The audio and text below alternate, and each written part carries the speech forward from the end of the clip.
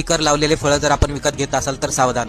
फळांवरती sticker का लावतात आपल्यातली बऱ्याचशा लोकांना माहिती नसेल, पण काही येडी लोक म्हणतात फळावरील डाग लपवण्यासाठी ते स्टिकर लावले जातात. परंतु फळावरती स्टिकर लावलेल्याचं महत्व वेगळंच असतं. स्टिकर लावलेले फळं म्हणजे चांगल्या क्वालिटीचे फळं असे आपल्या प्रत्येक व्यक्तीला वाटते, परंतु फळांवरती लावलेल्या स्टिकरवरून आपल्याला त्या फळाची खरी माहिती मिळते. फळांच्या स्टिकरवरती एक कोड लिहिलेला असतो, त्याला PLU असं म्हटलं जातं. याचा अर्थ प्राइस लुकअप कोड असा आहे.